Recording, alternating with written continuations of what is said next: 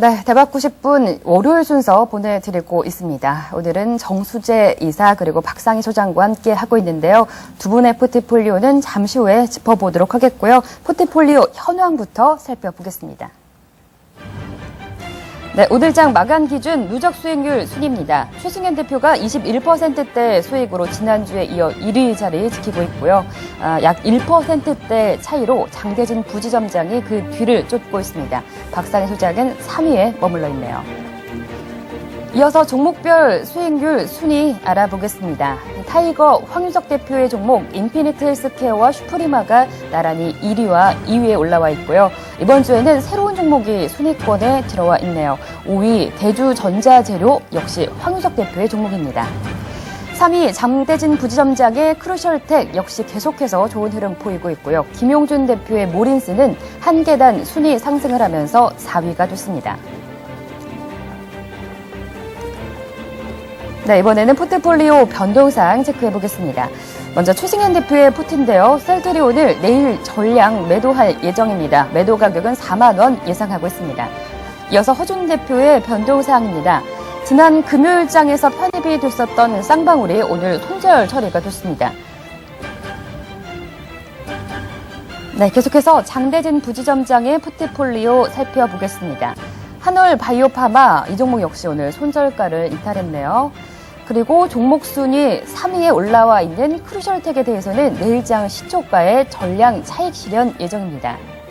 장대진 부지점장의 신규 편입 종목으로는 삼성전기를 꼽아주셨는데요. 내일 시초가의 20%, 종가의 30%로 총 50%대 비중을 담을 예정입니다. 타이거 황유석 대표의 포트 변동사항 이어집니다. 로엔을 내일장 시초가에 전량 매도할 예정이고요.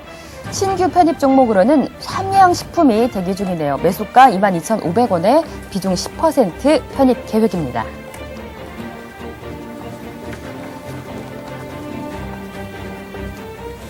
네, 오늘 출연하신 두 분의 포트폴리오 살펴보겠습니다. 먼저 박상희 소장의 포트부터 살펴볼 텐데요. 현재 4종목 보유 중이신데 기존에 보유했던 LG화학 같은 경우 오늘 좀 시장이 빠지면서 포트에서 좀 손절 처리가 됐네요. 네, 좀 안타까우시겠어요. 오늘 워낙 많이 빠져가지고 좀 안타깝죠. 비중은 많지 않아서 부담을 크게 갖고 있지는 않은데 화학주 쪽으로 아까도 말씀드린 대로 굉장한 그 공매도가 나왔습니다. LG화학도 그렇고요. 호남석유화학도 그렇고 또 정유업체들 일체 전부 다 지금 공매도가 지금 상당히 나오고 있고 심지어 이제 삼성전자 이런 쪽까지도 지금 공매도가 나오고 있기 때문에 당장은 조금 상황이 좀 좋지가 않습니다. 자, 그러면은 하나씩 좀 종목별로 좀 살펴보겠는데요. 우선 기본적으로 제가 좀 이렇게 말씀을 드리겠습니다. 현재 그 보유하고 있는 종목들이 전반적으로 그 실적과 그 성장성, 특히 그 지금 아주 경기가 많이 걱정되고 있고 이런 가운데서 앞으로 기업들의 이익이 급감하지 않을까 하는 우려감이 있긴 있지만 현재 제가 보유하고 있는 우량주들은 그야말로 실적 측면에서는 믿고 가도 되는 종목이다 이렇게 판단을 하고 있습니다. 그래서 4, 4분기 실적을 또 보시면은 아시겠지만 앞으로 기아차라든지 호남석유화학, S오일이라든지 이런 종목들 대림산업까지 해가지고 실적은 상당히 양호하게 나올 걸로 전망이 되고 있습니다. 그래서 지금 이 종목들의 주가 자체가 어떤 개별적인 그 리스크가 부각돼가지고 주가가 빠지는 그런 자리가 아니다. 저는 이렇게 보고 있습니다. 그래서 전체적으로 봤을 때 시장의 어떤 그 문제이지 개별 기업의 문제가 아니거든요. 그래서 만약에 우리 투자를 한다면 이렇게 해야 됩니다. 내가 만약에 어떤 그 주식을 매매하면서 주식을 갖다가 어떤 종목을 팔 것이냐고 생각할 게 아니라 지금은 시장을 팔 것이냐를 고민해야 되거든요. 시장에 대한 리스크, 시스템적인 리스크가 너무 커져서 전체적으로 보유 주식을 갖다가 줄이든지 아니면 아예 다 매도를 해서 현금을 갖고 있든지 이렇게 가야지 우량한 기업 하나하나를 갖다가 어떤 그 리스크를 갖다 관리하기에는 지금 시장과는 맞지 않다 이거죠. 그래서 아마 지금 현재 오늘 저녁에 유럽이라든 미국 쪽에 이제 해외 증시가 상당히 좋지 않게 되면은 국내 증시가 이제 내일도 또 변동성이 커질 수가 있거든요. 직전 저점에서. 그러나 그러함에도 불구하고 제 생각은 그렇습니다. 일단 지금 보유 종목들이 급락하게 되면은 아마 손절가를 갖다가 당장 내일이라도 다 이탈하게 되버립니다. 그럼 굳이 그 손절가 이탈하고 또 다시 사고 이렇게 할 필요가 없다 이거죠. 그래서 시장이 안정을 찾으면은 빠르게 주가가 회복될 것으로 예상이 되고 있기 때문에 손절가를 갖다 내일은 다 빼도록 하겠습니다. 빼고 네. 이전에는 손절가에서 손절이 적용되었고 손실이 나고 또 다시 밑에서 사가지고 또 수익을 내고 해서 겨우 뭐 시장 순위를 맞춰가고 그렇게 했는데요. 이제는 제가 이런 말씀을 드리겠습니다. 네. 우선 코스피 지수를 잠깐 보면서 좀 설명했으면 좋겠는데요. 네, 그럴까요? 네. 네, 차트 한번 보겠습니다. 지금 화면 보시게 되면은 이번에 이제 바닥이 평균 한 1700선 내외라고 보시고요. 이쪽에 고점이 이제 1930선 요 정도 선이라고 보시면 지금 이 중간 위치입니다. 네. 거의 중간 위치인데 만약에 여기서 이 지지권이 깨져가지고 전저점이 이제 1820포인트 선인데 여기 깨져가지고 아래쪽에 이 구간으로 시장이 떨어지면은 저는 이 구간에서는 주식을 사야 된다고 보고 있거든요. 사야 될 자리에서 손절매하고 다시금 재매수하는 것은 의미가 없다라고 보여집니다. 그래서 네. 그렇게 보고 있고요. 그리고 시장 자체를 볼 때 이미 8월 달 급락과 그리고 또 변동성을 보이면서 이 9월 달에 이 바닥을 만들었을 때 이때 이미 많은 악재들이 시장에 반영되었고 지금 이 상태 유럽이 완전히 쪼개져 가지고 네. 그야말로 유로화가 쓸모없이 되는 상황까지 간다면은 그때는 주식을 다 팔아야 되겠죠. 근데 지금은 그런 정도는 아니다라고 보고 있기 때문에 네. 일시적인 그 이탈이 나온다 하더라도 그냥 보유하고 그래서 지금 현재 보유하고 있는 주식들 뭐 기아차를 포함해서 S-오일 또 호남석유화학 대림산 이런 종목들은 손절가 없이 계속 보유를 한번 해보겠다 이렇게 네. 오늘 좀 말씀을 드리고 싶습니다. 네, 손절가를 다 빼겠다. 지금 담으신 종목들이 기아차, 호남석유, 대림산업, S-오일 굉장히 다 시장 대형주고 우량주거든요. 그러니까 손절가를 빼는 한이 있어도 좀 손실이 나도 계속해서 좀 보유를 하시겠다. 네, 이런 그렇습니다. 전략이신 거죠. 네, 알겠습니다. 그리고 특별히 짚어주실 종목은 없으신가요? 네, 뭐 종목을 좀 짚어드린다면은 네. 그냥 개별적으로 이렇게 좀 말씀을 좀 드리겠습니다. 뭐 지금 현재 봤을 때 예를 들어서 네. 뭐 S-오일이다. 잠깐 차트를 한번 보겠습니다. 네. 차트 보시게 되면은 이 지금 현재 이 매물이 전부 다 이거 외국인 매물인데요. 이 전부 다 공매도입니다. 네. 주가 수준이 이제 상대적으로 높은 자리에 있다 보니까 공매도가 나온 겁니다. 이런 상태인데요. 요 보시면 이제 코스피 지수와 똑같습니다. 지난 그 코스피 지수가 이렇게 바닥까지 이제 8월과 9월 달에 나왔을 거예요. 네. 그리고 이제 반등이 요 120선 근처까지 나왔었고, 그리고 이 주식이 지금 현재 그 중간 선상에서 지금 이제 61선 전후에서 지금 내려와 있는 겁니다. 네. 그럼 결국은 아까 말씀드린 대로 이 종목도 이 하단이 이 구간에서 주식을 사신 분들이 나중에 돌이켜서 보면은 이 구간에서 이익을 낼 수가 있었거든요. 네. 이번에도 뭐 역시 마찬가지로 다시 좀 더 떨어지면 이 구간이면 또 바닥권 구간이고 펀더멘탈 상으로 봤을 때는 또 싸게 살 수 있는 진입 구간이기 때문에 뭐 이런 예를 들자면은 내일까지 좀 더 빠져서 뭐 외국인들 공매도 나오고 일시적인 기간 차익 매물 나온다고 해가지고 팔고 나서 또 다시 또 재매수하는 것보다는 네. 또 다시 좀 기업 가치가 있으니까 특히 정유업종은 4, 4분기의 성수기이기 때문에 지금보다 이익이 훨씬 좋아지게 됩니다. 3, 4분기보다는. 네. 그렇기 때문에 현재 상태에서는 오히려 내일 이후에 빠질 때 더 추가 매수가 필요하다라는 말씀을 드리고 싶습니다. 네. 네. 지금 화학주에 가장 공매도가 많은가요? 지금 현재 화학주 쪽이 요즘 그 한 2, 3일 동안 강합니다. 왜 그쪽이 그럴까요? 많이 올라서 그렇다고 봐야 되나요? 많이 오른 측면도 있죠. 지금 현재 그 예를 들어서 아주 업황이 그냥 좀 좋지 네. 않은 그 해운 업황. 네. 해운 쪽은 업황이 아예 안 좋기 때문에 막 바닥에서도 공매도가 나오고 있고요. 네. 그리고 주가 수준이 상대적으로 좀 높았던 업종 중에서 좀 덜 빠진 쪽으로 최근 한 3, 4일 동안에 집중적으로 공매도가 나오고 있습니다. 그러니까 네. 삼성전자 공매도가 제가 나온다고 그랬지 않습니까? 그거 삼성전자 전체 비중이 한 8%가량 공매도가 나왔거든요. 매 거래량에. 그럼 이런 경우도 공매도 한 20%까지 나오고 있습니다. 네. 그러니까 힘을 못 쓰는데 아무래도 주가 수준이 경기에 민감하고 변동성이 좀 클 수가 있기 때문에 네. 그런 쪽에 좀 집중적으로 공매도를 하는 것 같습니다. 네, 지금 좀 공매도가 안 그래도 시장이 좀 안정이 되지 않은 상황에서 공매도가 좀 더 악재로 작용을 하고 있는 상황이네요. 이어서 정수재 이사의 포트폴리오 살펴볼 텐데요. 마찬가지로 오늘 좀 손절이 있으셨습니다.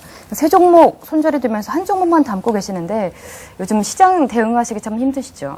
네. 기본적으로 이제 시장을 보면은 저는 이번 시장이 조금 왜곡돼 있다라고 좀 보고 있어요. 왜냐하면은 네. 종합 주가 지수는 1820선까지 와 있지만은 사실 삼성전자 관련된 그런 주를 제외하고는 상대적으로 많이 약세에 와 있다는 것을 볼 수가 있습니다. 처음에 말씀드렸던 것처럼 코스피 대형주와 오히려 코스닥보다는 못한 그런 모습을 보였고, 또 코스피 내에서도 상대적으로 몇 가지 업종을 제외하면은 약한 모습을 보이기 때문에 저의 어떤 포트폴리오 전략은 기본적으로 이 종목이 대형주든 그렇지 않고 개별주든 간에 단기적인 부분도 충분히 고려를 해서 손절 라인은 어느 정도 지켜주고 대응을 해야 된다라고 생각을 하고 있습니다. 시장을 보시면은 일단 1800, 저도 이제 차트를 한번 보도록 네. 하시죠. 종합 차트를 보시면은 오늘 1820선 정도가 되는데요. 현재 이 1820대에서 1900대죠. 좀 더 이제 구체적으로 보면은 오버슈팅 된 부분을 제외한다면 이 정도의 이제 박스권이라고 볼 수가 있습니다.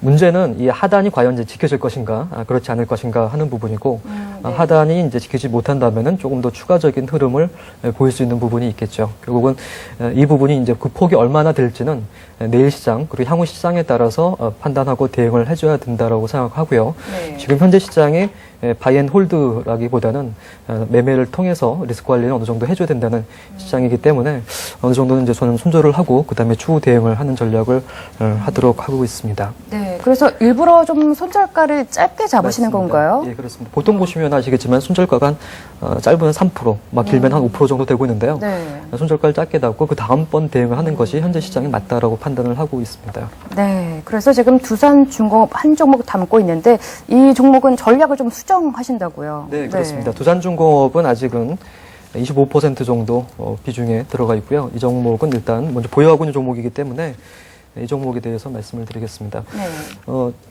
지수가 조금 왜곡돼 있다가 그랬고, 그리고 대형주 중에 상당히 약세라고 했는데요. 두산중공업은 조금 원자력과 관련되어서 상대적으로 조정폭이 덜 나와 있는 그런 상태라고 볼 수가 있겠죠.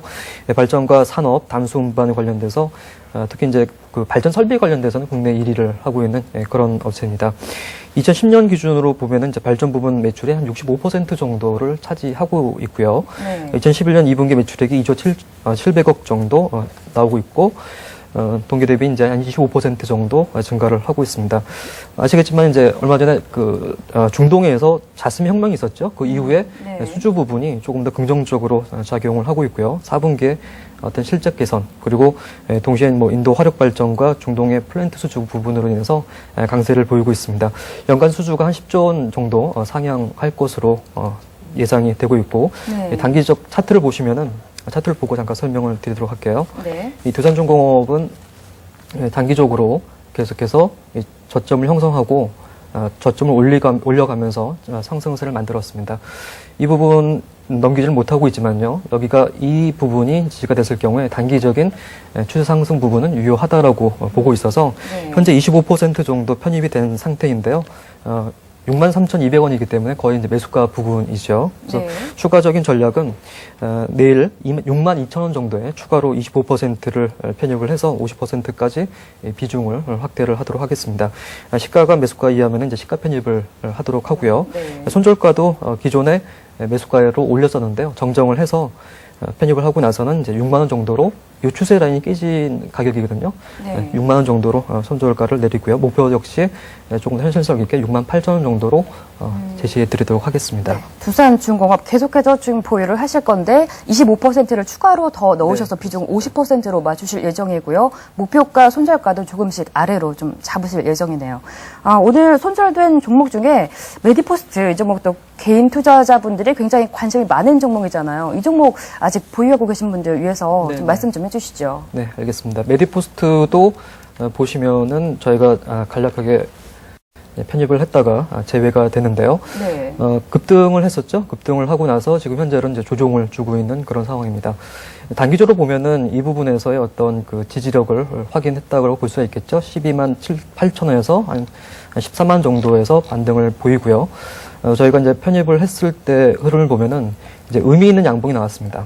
의미 있는 양봉이 나왔고 그걸로 인해서 어떤 단기적인 하락을 마무리하고 반등 부분으로 갈 수 있지 않을까라고 해서 이제 본 건데요. 역시 마찬가지입니다. 이 부분은 이제 14만 원 정도로 손절 가격을 주고 대응한 이유가 단기적인 흐름이 유지가 되지 못했을 경우에는 이 부분이 단기적으로 내려오던 흐름이 이어질 수 있기 때문에 이 중요한 라인이거든요. 13만 원까지 내려오거나 혹은 그 부분이 지지가 안 될 가능성이 있습니다. 그러므로 단기적 반등을 확인하고 기술적으로 들어간 거기 때문에 역시 대응 역시 기술적으로 대응할 필요가 있다라고 보고 있고, 빠른 내일 보시면 13만 정도를 손절 라인을 보고 있기 때문에 중요한 라인을 정해 놓으시고 일단 손절 대응을 하고 확보가 되면은 조금 더 여유 있게 보실 수가 있을 거라고 생각됩니다.